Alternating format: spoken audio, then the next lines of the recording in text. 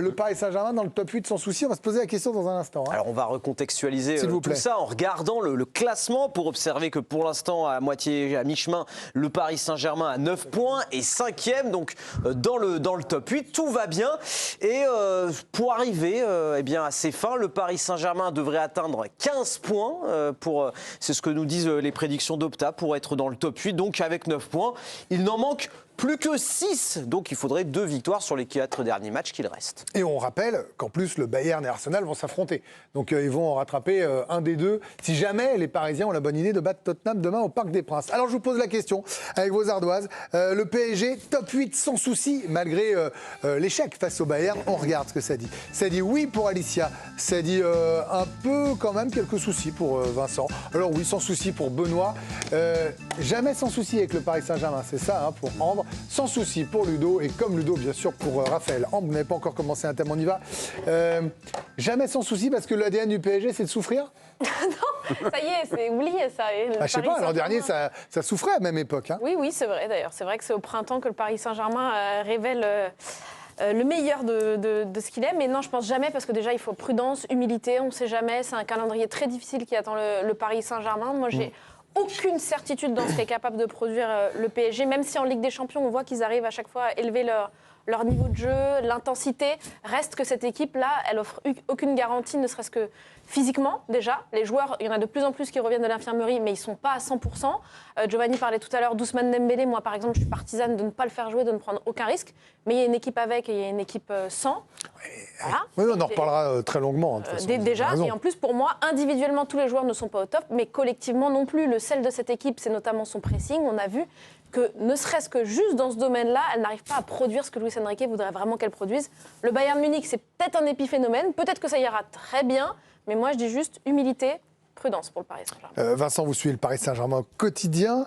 Un peu quand même, vous êtes sur la même ligne qu'Ambre, un peu plus mesuré, c'est quoi votre avis? Sur la même ligne, c'est-à-dire que je pense que pour l'instant, en fait, le PSG gagne du temps en attendant le moment où tout le monde sera là, où les niveaux de forme seront beaucoup plus homogènes. Si ça arrive, on l'espère. Si ça arrive, parce qu'on peut tout à fait traverser une saison sans jamais que ça arrive. Hein. Ouais, c'est arrivé à d'autres.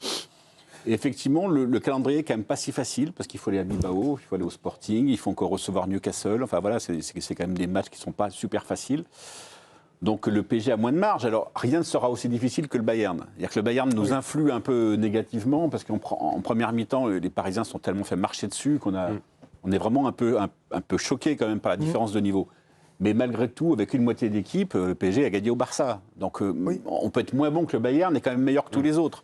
Donc ça, c'est envisageable. Mais en attendant, si Opta a raison, il faut prendre 7 points, peut-être 8. Et ces 7-8 points, ça veut dire qu'il faut gagner 2 matchs, faire un nul ou 2 sur l'autre. Après, ce qui serait bien, plus que d'être top 8... C'est pas un gros joker, quand même. Non, c'est pas un gros joker. Mais ce qui serait bien, plutôt que d'être top 8, Ludo, c'est d'être top 2 aussi, parce que cette nouvelle règle, Raph, vous l'a beaucoup expliqué. Vous êtes tête de série jusqu'au demi-finale pour recevoir... Vous recevez le match retour.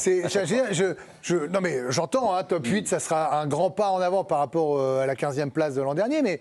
C'est-à-dire, quitte à être ambitieux, autant essayer de se dire, essayons de faire le grand chelem, quoi, vu que l'ogre est passé. C'est ce qu'ils montrent, en tout cas. Ils ont été calibrés pour ça, et dans les déclarations, ça s'est suivi. Que ce soit l'entraîneur, que ce soit les joueurs, on a bien compris que la marge en championnat te permettait d'accentuer... Ils n'ont que 2 points d'avance. Oui, mais... Quand ils mettront le coup d'accélérateur en janvier, vous inquiétez pas, ça va se dérouler. Le plan va se dérouler sans accroc. Il n'y a pas de souci. Ils se sont dit, ok, les 15 points de marge. Bon, sur la première partie de saison, on ne va pas faire déjà la même erreur que la saison dernière, de courir derrière les points pour essayer de relativiser tout ça et puis de se mettre dans une situation où on va pouvoir gérer, parce qu'on savait que la saison, entre la Coupe du Monde des clubs et tout ça, on savait que ça allait être compliqué. On ne s'attendait pas à ce que ça soit à ce point-là, mais on s'attendait à ce que ça soit plutôt compliqué. Ils ont misé tout, après sur ce match du Bayern, évidemment, mais ça ne s'est pas passé comme ils le voulaient, mais avec... aussi Fabian Ruiz pas là, Dembélé à moitié, Doué pas là, ils ont joué le Bayern qui était lui quasiment full et eux ils étaient à moitié. Donc sur la deuxième période, ils ont laissé entrevoir quand même un joueur de plus, mais bon quand même. Donc, si vous voulez, moi, il n'y a pas de débat. Ils vont se qualifier sans souci. Sur les 4 matchs, j'annonce au moins 3 victoires.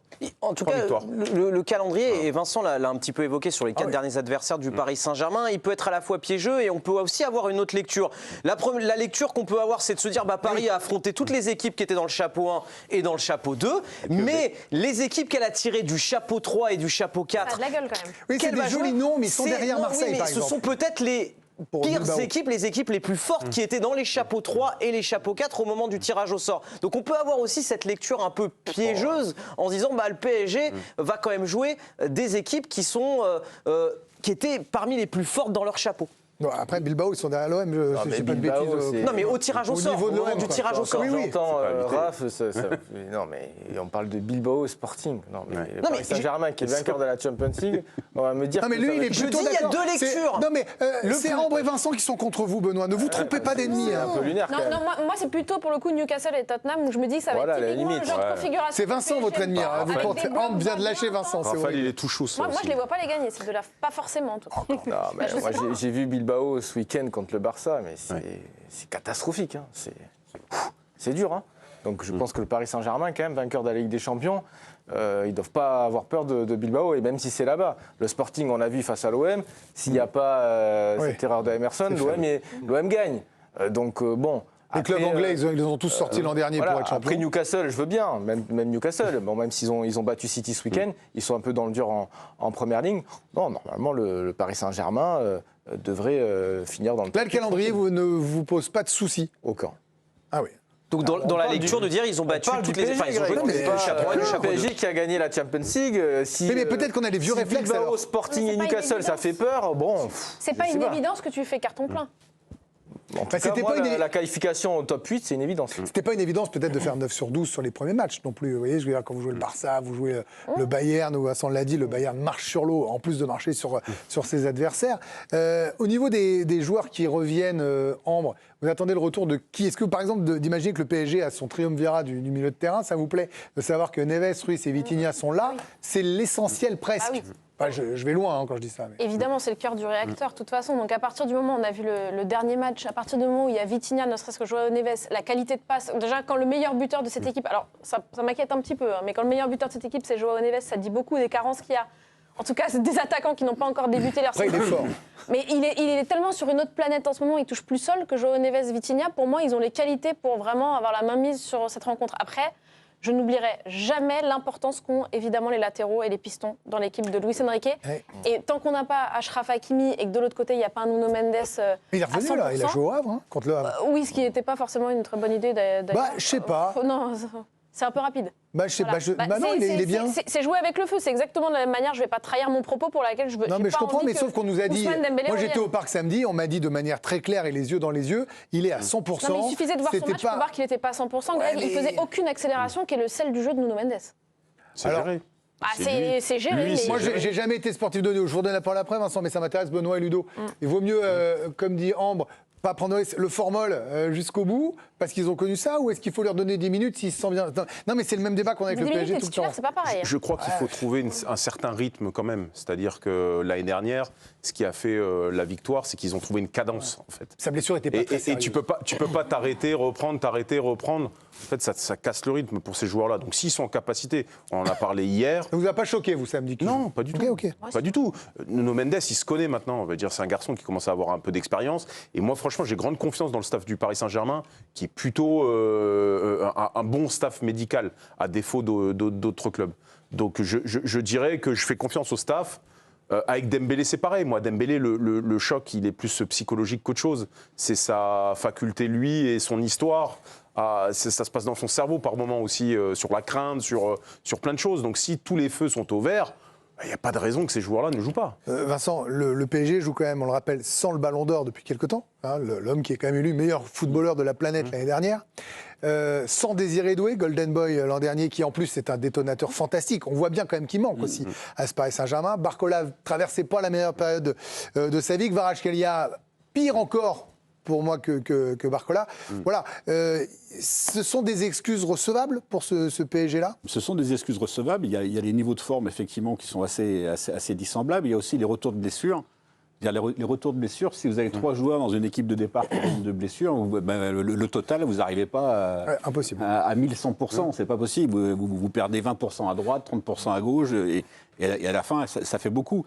Moi, je trouve que il y a quand même 2-3 signes positifs. Je trouve que Kvaratskhelia, ça va un peu mieux depuis 2-3 matchs. Il retrouve un peu d'étincelle. Je trouve que Barcola, c'est un joueur de série. Il avait marqué un but en 10 matchs, et là, il a marqué un but en une demi-heure. Si ça se trouve, ça va déclencher quelque chose. Je trouve que Neves, dans le jeu, c'est pas encore le Neves qu'on a vu au printemps. Devant le but, il est décisif, mais dans le jeu, il a pas... Il peut faire les décalages qui font des mais différences. il n'a pas cette espèce de... Vous êtes un peu dur sur Non, mais... de le voir partout, comme il on met les le autres voyait. sur orbite quand même, ça compte beaucoup. On a Vincent, vous savez ce qu'il a. Mais Vincent, il a pris le PSG pour sa première année au PSG, il prend le titre de champion d'Europe. oui. Depuis, il ne veut pas mettre 10 Il est avant d'avoir un quadruplé en finale. Non, non, parce que je trouve que ça va mieux. Oui, je veux dire que ça revient doucement, le PSG. Voilà, je trouve que la force est en train de revenir doucement. Et tant mieux, Mais tout finalement. doucement, Ouais, tout doucement. Un Dembélé, parce que vous, Benoît, malheureusement, vous n'avez pas été épargné pendant votre carrière par les blessures. On peut pas être, on n'est pas au quotidien avec les. Non, mais on n'est pas au quotidien avec les joueurs. On peut pas savoir. On n'a pas les radios, sauf quand ils les portent pour aller en équipe de France. Les joueurs, à ce moment-là, on peut presque voir. C'est quoi votre théorie sur Dembélé? Il doit jouer un petit bout, être encore prudent. Parce que c'est quand même ça l'info, c'est qu'il est dans le groupe. En fait, c'est vraiment au ressenti du joueur. C'est un dialogue que le joueur a aussi avec son staff médical. Et puis, je pense qu'ils doivent choisir ensemble. Il faut pas, je pense que Dembélé l'a compris, il ne faut pas que Dembélé dise je veux jouer alors qu'il sent une gêne. Non, là, il faut vraiment qu'il y ait une relation de confiance entre le staff et le joueur. Et s'il peut jouer 15-20 minutes pour reprendre un petit peu le rythme, c'est bien. Bon. Giovanni Castelli n'était pas avec nous dans ce thème puisqu'il y avait la conférence de presse de Tottenham. Donc on vous donnera les meilleurs moments de cette conférence de presse dans un instant. Mais avant cela, avant de finir et de jouer, Alicia, the force is here. May the force be with you, Alicia. Je vais repasser en français si vous le voulez Si bien vous voulez, pour nos téléspectateurs. Le 4e maillot, quoi. C'est ça, le Paris Saint-Germain a dévoilé aujourd'hui son 4e maillot, les joueurs du Paris Saint-Germain qui devraient le porter face à Tottenham demain. Alors regardez ce maillot de couleur noire, toujours en partenariat, en collaboration avec la marque Jordan, la marque américaine Jordan. Est-ce qu'on peut se connecter à la tablette? Est-ce que vous l'avez? Donc vous le verrez, un maillot noir avec Tablette, les copains? grises. Voilà. Non. Alors ça, c'est le maillot de l'an dernier. Hein. Ouais, c'est pas... mais nous sommes en 2024, mais j'ai rajeuni. C'est formidable. C'est formidable. Bon, écoutez, si vous n'avez pas la tablette, ça y est, c'est bon, elle est là. Voilà, maillot noir, des teintes de gris anthracite et donc cette ligne centrale rouge, clin d'œil à un design fondateur du club. Le maillot en vente depuis ce matin et donc les Parisiens, je vous le disais, devraient l'avoir dès demain face aux Spurs. Et c'est là où je voulais en venir, vous montrer le 4e maillot de la saison dernière. Pourquoi ? Parce que ça a été déjà un carton et parce qu'il a porté chance aux Parisiens, même si avec Greg, on a un petit débat là-dessus, vous savez, porter chance, le karma, etc. En tout cas, ça a été une victoire contre Manchester City, contre Liverpool, contre Arsenal à l'aller avec ce maillot de la saison dernière. Donc voilà pourquoi je voulais vous parler de ce 4e maillot des Parisiens. Ça a été une défaite contre Liverpool et contre Aston Villa et pas avec ce maillot-là en finale de Ligue des Champions. Mais on peut être superstitieux, je vous en veux pas, moi. Mais si vous voulez, maillot porte-bonheur, quand il gagne, il ne le porte pas, si vous voulez, bien évidemment. Kvaratskhelia coûte toujours aussi cher en flocage. Oui, Kvaratskhelia en flocage. Ou alors, il faut mettre Kvara. Oui, c'est sûr. Vous avez raison, Vincent. Bon, il est beau. Après, très pas le débat. Moi, je trouve que la matière a l'air belle. Vous voyez, en plus, ce côté velours. Souvent, on a des forces un peu moches dans tous les clubs. Celui-là, il est pas mal.